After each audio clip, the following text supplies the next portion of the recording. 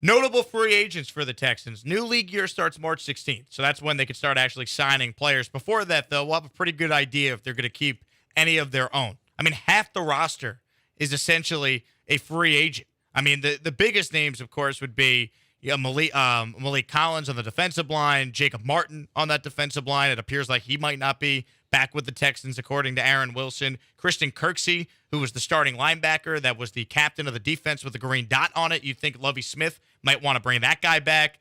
KGH, starting linebacker for most of the year. He got hurt, but he obviously came back to finish the year. He had a pretty good season. I mean, there's so many names on this team. I don't think anyone is a must bring back because you were 4-13. So certainly all these players are expendable. But if I said to you, Cody, who are a couple guys that you think would be a priority to bring back, where would you start? That's definitely an unfortunate aspect that you don't have any of these must-bring-back guys. Like, I don't know if that's a commentary on Nick Caserio didn't hit.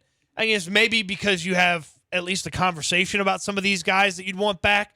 Maybe you could consider that a hit for Caserio on some of these one-year guys.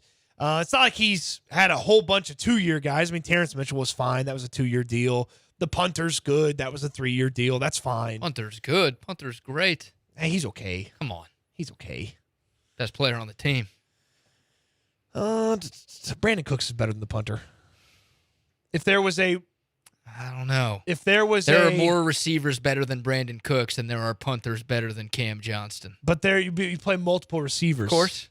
I still am staying by what I said. Okay, but I mean, you're factually correct. Thank you. It's Tuesday, No, though. stop. That's it. Okay, all right. That's it. You said all I needed to hear. Malik Collins feels like the type of guy that just played the best football of his career and is going to want to get paid like he just played the best football of his career. So I feel like he's the type of guy that hits free agency and a bunch of teams are like, oh, yeah, this guy just played the best football of his career. Like, let's pay him a few bucks. Like, the Texans got him for that much. Let's kick a little bit extra on there and get him in here, and he'll continue to play the best football of his career. So I feel like that's an overpay special. I don't think it's totally out of the question. The Texans are that overpay team. They have a little bit of cash hanging around. They do. Are you guys worried at all that the Texans are going to try to run it back too much? Oh, so too many of these guys? Because they kept Lovie Smith and they kept Pep Hamilton, right? Guys who were on the coaching staff last year. Obviously, these coaches have personal relationships with these players, and they might have seen some things that they really liked from these players, or they might be like, hey, I can work with that guy to make him better in my system. Does that worry y'all at all that they're going to bring too many of these average players from a 4-13 team back? The known being less scary than the unknown of a different free agent.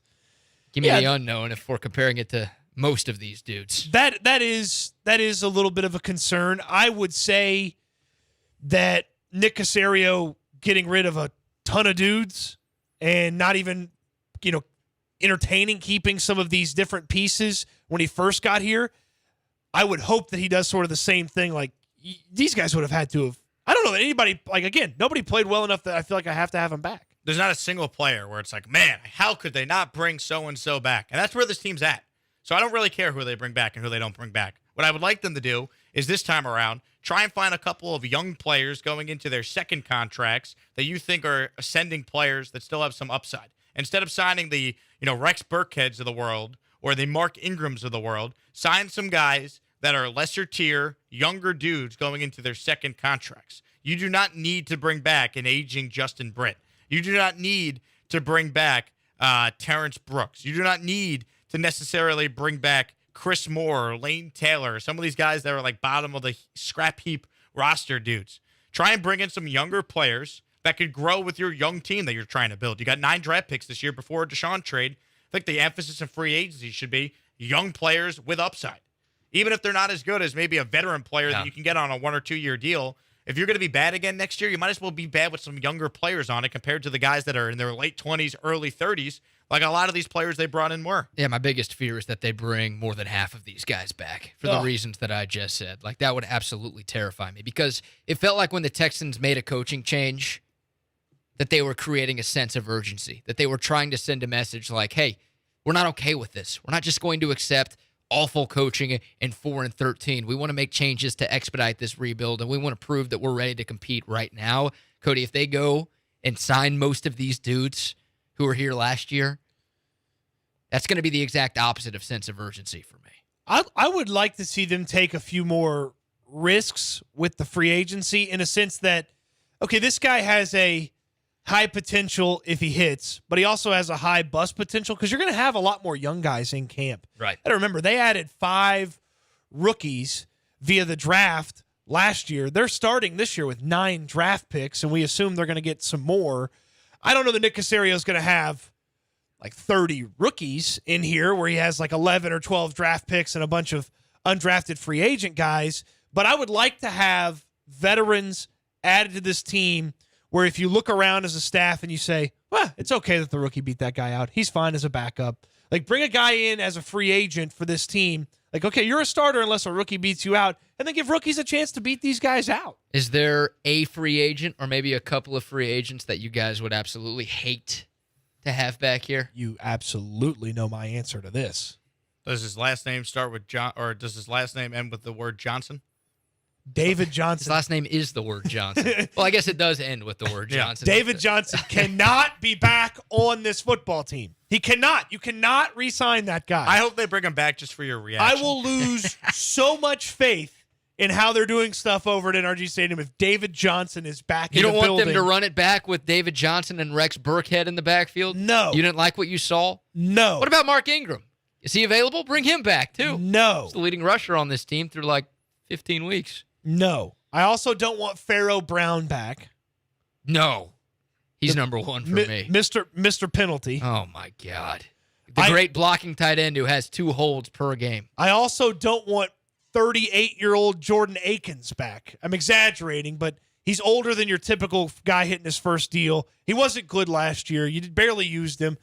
Give it to a young guy. Give it to a guy that hadn't had an opportunity, a long opportunity in the National Football League.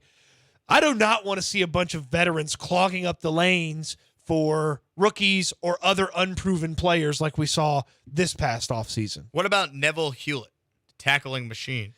He did get a shout-out from the owner, but hopefully there's someone better than Neville Hewitt associated with this team. We signed the tackling machine. Thanks, Cal. I'm fine with Kirksey because you feel like he needs to run your defense. Okay, I'm fine with that. Desmond King was fine at corner. He played a little slot, did a little bit of returning for you, played some outside. Like, I'm fine with that. You've got to get a better center than Justin Britt. He was a part of that crappy offensive line. Right. Cannot bring him back. Do not want to see that. And then I don't know where Jacob Martin's agent gets off talking to media members, talking about, well, you didn't look like Jacob's coming back because the Texans and he talked contract during the season, didn't go well. Who cares, pal? It's Jacob Martin. I don't give a crap if he's back or not. Jacob Martin is not some big-time pass rusher that I need to be pissed that the Houston Texans did not bring back. So his agent needs to needs to recorrect what everybody thinks or what we know about Jacob Martin.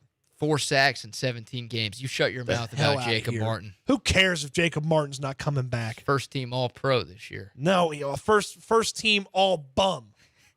Who cares if Jacob? I like that. We should put together a first team all-bum list on this show. Might be a lot of Justin Britt's on it at center. Oh, no. Jacob Martin's on it at edge rusher. Half the team will be Farrell Texans. Brown's there at tight end. I got a corner for you. Vernon Hargraves. Oh, Vernon yeah. Hargraves is there at corner. Lonnie Johnson will be corner or safety, whatever he's playing this week. He could be on for both. It is still wild that the Texans, in Lovie Smith's introductory press conference, talked about 2 players by name. They talked about Davis Mills, the starting quarterback for 2022, and Lonnie freaking Johnson. We got benched by Lovie Smith. Lonnie Johnson's tweeting about how excited he is that Lovie's the guy. It's like, that's the guy who put you on the bench last year, dude. Just to confirm, you guys both think Justin Reed's gone, correct? Yes. Yes. Okay. I'd be okay with him coming back. He's one of the more talented free agents the Texans have, but I think the writing's been on the wall for him leaving.